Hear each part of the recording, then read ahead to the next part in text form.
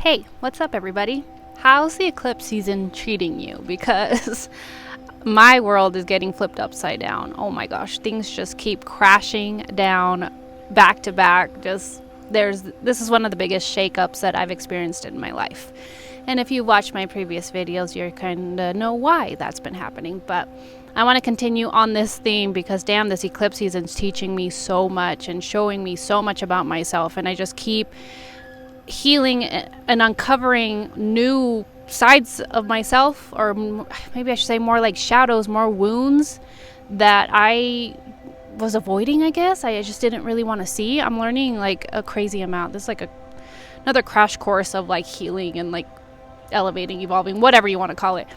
So the recent thing that had happened to me is I have always, I don't know where to start. I'm just going to say it has to do with my parents. Okay. So I have always had a very complicated relationship with my mom. I think in one of my videos I've made it like something about healing my mother wound, something like that. So I've always had a complicated relationship with her.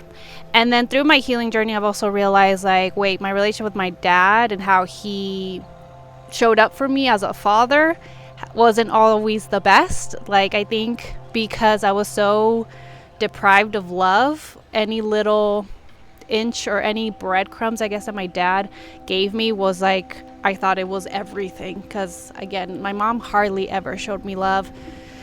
I was a very sensitive child. Like, no one knew what to do with me. So, and people in my family just don't know really how to show love. They show it in different ways. It's kind of like one of those, like, you should just know we love you. It doesn't matter how we treat you. Like, let's just move on. So I noticed that any little thing that my dad did, if he gave me an extra hug, an extra kiss, or joked with me, like, that was more than enough. But then I realized, like, wait, my dad was not really protecting me or guiding me or teaching me very much. If anything, he was hardly around because he was working all the time. So the point is, I've always had a complicated relationship with my parents, and I have always felt like a big burden to them, just in general. I'm one of 5 children, so I feel like they were just always overwhelmed in general, just having so many kids. And then you have this one that's extremely sensitive and cries all the time. So it wasn't easy for them.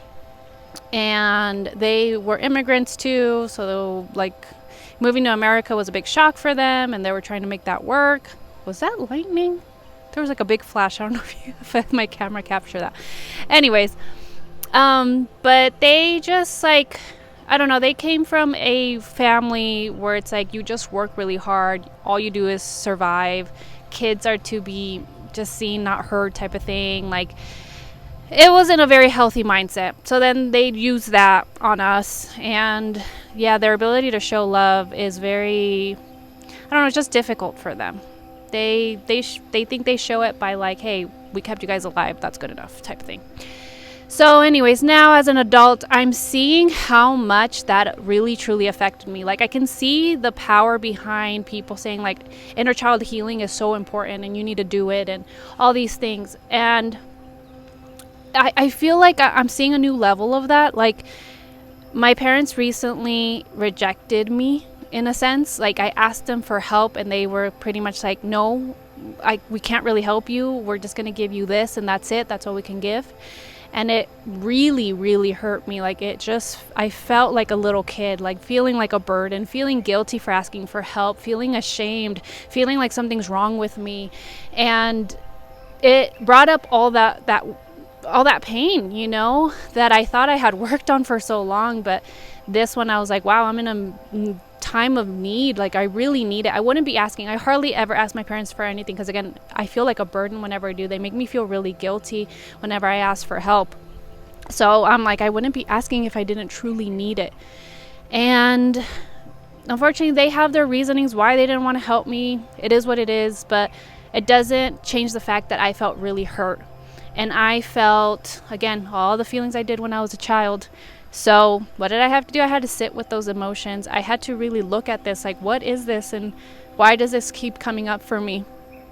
And I went into one of my like personal healing sessions where I can take myself through a deep meditative hypnotic state, and I'm able to really access like my subconscious mind, my heart, the energy I'm holding on to, the pain that I'm holding on to.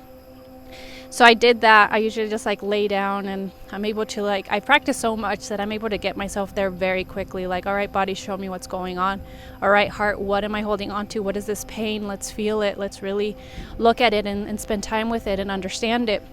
So as I was like laying there, I quickly saw how desperate I have been for my parents' approval.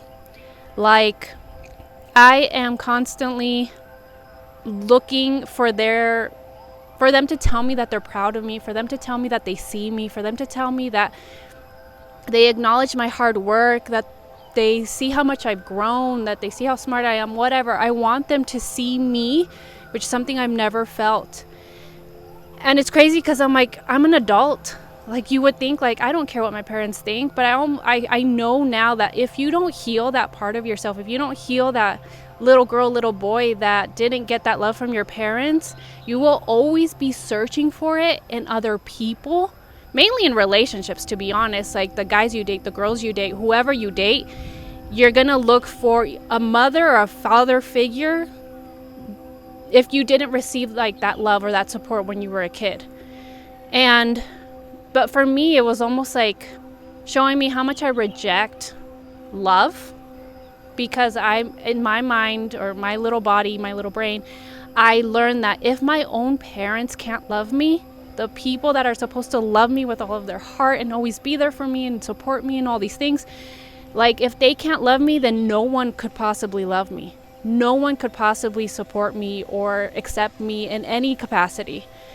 And even though people have been showing me love, whether it's been friends, other family members, my husband, I would reject it. Like, my heart was so closed off because I had this big ass wound of like, I cannot be loved because my parents already showed me that I cannot be loved for who I am.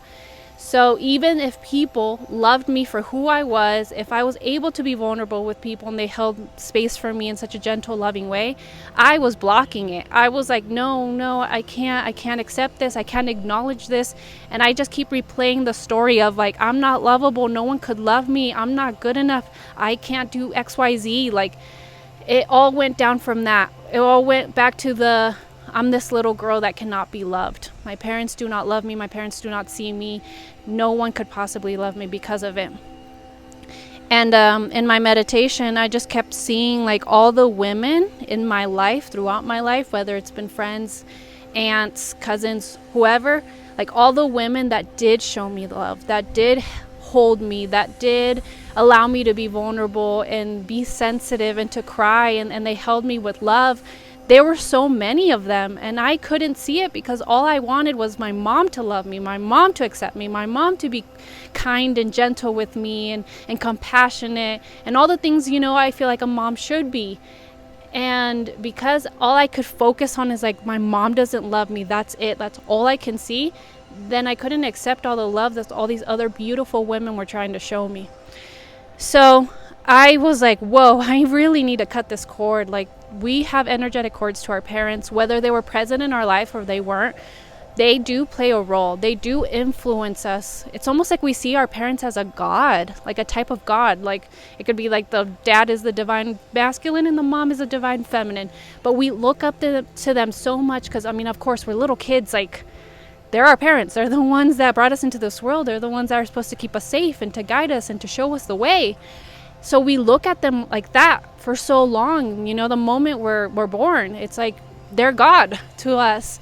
And I think that's why, or at least I've noticed in my journey and what I've learned, it's like that's why it hurts so much. They're the ones that break our hearts the most because we love them the most and we want them to love us the most. And unfortunately, they're humans at the end of the day, and a lot of them just don't know how, or they weren't taught how, or they're operating off of their own pain, so it makes it hard to show love to their kids. It's sad and it's unfortunate, but that's really the truth. If anything, this has showed me like how important it is to heal your pain, to heal your trauma, so you don't put that onto your child. And honestly, most people are not even conscious of this. They don't even realize that they don't even realize that they're projecting, I guess, their pain or their trauma onto their child. They don't even realize like they're operating off of wounds. This is also subconscious. It's so subtle. You have to be aware of yourself to understand what you're carrying and understand how you're treating other people. And even if you're not a parent, I would say this rises up in relationships too. Like, the way your parents treated you, or even the way they treated each other, is the way you treat yourself in relationships, or you treat the other person in relationships.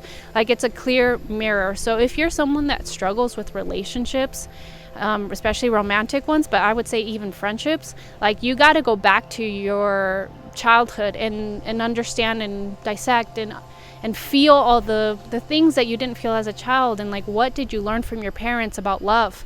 What did you learn watching their relationship about love? What did you learn about them, how they treated you about love? Like, I, for a long time, felt like I deserved really shitty relationships. I don't even know. I wouldn't even go into relationships because I never took them seriously. I don't know. To me, it was just like, oh, I just want the attention and that's it. But the relationship I've been with the longest is my husband. We've actually been together for over 11 years. And I struggled so hard to let him love me. And it was so sad. A lot of the times I caused us a lot of problems because in the back of my mind, I would be like, you don't love me. No, you don't. And he'd be like, what do you mean? Like, I do love you. I'm always here for you. I'm supporting you. And in my mind, I was convinced, no, you don't. No, you don't. And you know what's interesting? It's like kind of a side note, but every time I would be on my cycle, like I would be bleeding, that was the biggest, like, I would just hear a voice say, he doesn't love you. He doesn't love you. He doesn't love you. And it would make me like react in such irrational ways. But it's like, that's the wound you carry. That was one of the biggest wounds, is that I could not truly be loved for who I am. So it's almost like this weird idea or this weird programming blockage, whatever, this weird wound was telling me that my husband could not love me.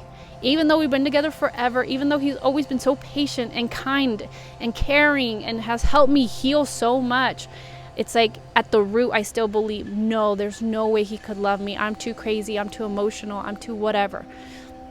So even being with him for so long did not guarantee that I felt loved or that I felt good enough or I felt like I deserved this love. And it was just crazy. And I feel like there's so much more I could say about like this parent wound that I have, this mother wound and this father wound, and it affects me in so many different ways. Like, it affects me in how I do business and how I showed up. A lot of I just started my business not too long ago, and at the very beginning, it was so hard for me to even start, to believe I could do it. But even while I was doing it, I was still like, oh, this is not good enough. I'm not good enough. People don't like me. This is not going to work. Like, it just showed me my wounds of like how little I believed in myself, how little I value myself, how much I'm still so desperate for approval and for love and for support, like in a way where I'll even change who I am, change what I believe in, or don't express myself fully because I'm so afraid of not being accepted by someone else. So that's another thing I've noticed, throughout my life. It's just like I would change who I was or what I believed in, or I just wouldn't share it with people because I wanted them to like me so badly. And it's like this all goes back to little me just feeling so rejected and unlovable. And it just sucks. It hurts. But during that meditation, I had to accept the pain that I felt when I was a kid, I'm not feeling like my parents really see me and value me and respect me. They're not proud of me. I had to feel that so I can finally set myself free from it. I had to feel that pain, and it was intense. I cried really hard, like I couldn't breathe, I felt it in my chest. I had to hold myself while I cried. I had to rub myself, and I had to tell myself, it's okay to feel this. It's okay, cry. This does hurt. This does suck. You're right. It's hard. Your parents didn't show you and still don't show you, honestly, more support and more care. And yeah, I did feel finally like I'm detaching myself from this. I can no longer be yearning for your love and like desperate for your approval, because it is affecting the way I move in life and the decisions that I make. It's almost like subconsciously I was still making moves so I can gain their love and their approval. And it's like, okay, once I have a successful business, once I make this much money, once I buy this house, once I buy this car, my parents will be proud of me. So that was my driving force. And you cannot have your driving force be rooted in like anything else besides love, or else things are not going to work out for you. You're just always going to be lacking something. You're always going to be operating from a wound, from a hole, and you're never going to feel whole. I guess that's two holes. You will always have a hole in your heart that will never get filled if you keep doing it to get approval from other people, from anything outside of you. It just won't work. You'll just keep running into more issues and more issues and more issues. So I realized like I have to fill in those gaps myself now. I have to be my own parent. I have to tell myself I'm good enough now. I can do this. I'm strong enough. Let's go after our dreams. Like, stop looking at them to tell you you are good enough. And the funny thing is, it's like, if you keep looking for your parents' approval, again, this is all subconscious. A lot of people aren't even aware of this. Most people are not aware of this. You will keep looking in other ways. Like, I need the approval from my followers, from my friends, from society, from whoever. And you'll never choose yourself. You'll never listen to your own voice. You will never allow yourself to really go after your dreams or what you truly want. You'll keep looking like, someone make me feel better. Someone make me feel good about myself. Someone give me permission. And you'll always be in lack. You'll always be in that dark hole of sadness and pain and the feelings of like, I can't do this. So in a way, in that meditation, I was shown like, you need to take your power back. You're no longer a little girl anymore. You don't need them to tell you good job or to approve of your life or to tell you you're doing great. You need to do that for yourself now. You need to believe that you are strong enough. I think there's lightning, guys. I think that's what the flashes are. Maybe God, the universe is just like, hell yeah, girl, keep going. But you need to be your biggest cheerleader, your biggest supporter.